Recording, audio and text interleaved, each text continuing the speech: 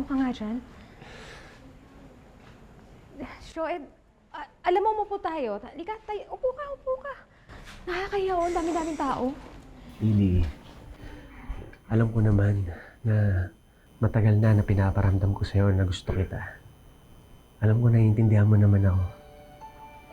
Pero Mili, gusto ko sana maging opisyal muna ang lahat. Bago sana ako umalis. Ha? Saan ka ba pupunta? Inalok ako ng mataas na ranggo sa probinsya, sa Alamora. Pero ayoko sanang tanggapin yun eh. Kasi ayoko malayo sa'yo. Kaya, Mili, gusto ko sana malaman yung nararamdaman mo para sa akin. May pag-asa ba ako sa puso mo? Pwede ba maging tayo? Joed, sorry ha. Sorry talaga. Pero kasi si Anton, nandito pa rin siya sa puso ko. Matagal nang wala si Anton, Mili. Patay na siya. Deserve mo at ng anak mo ng bagong buhay. Ng buong pamilya. Hindi ko kasi...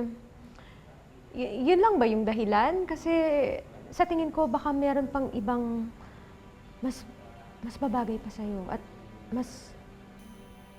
Mili, ikaw ang gusto ko.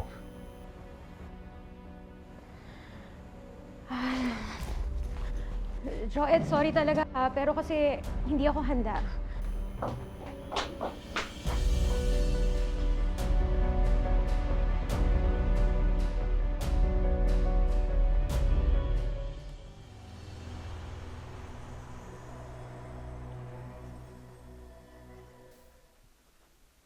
Glenn, may balita ka ba kay Joed? Bakit? Wala na ba kayo communication mula nung binasted mo siya?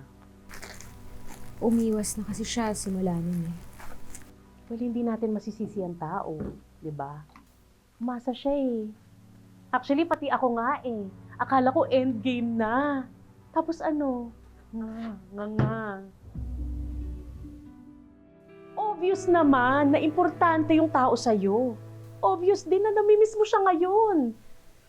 Pero bakit hindi mo ma-set free ang sarili mo?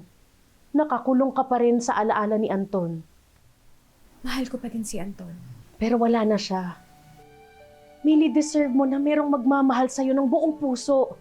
At tapos ito si Joedo na willing na ibigay yun sa'yo. Hindi ko kasi alam kung kaya ko bang palitan si Anton dito sa puso ko. No one is asking you to do that, Mili.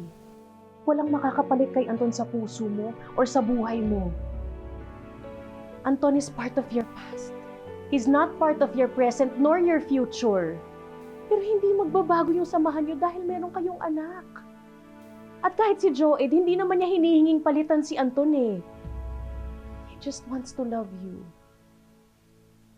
At sana isang araw, mabalik mo rin yung pagmamahal na yun sa paraang alam mo.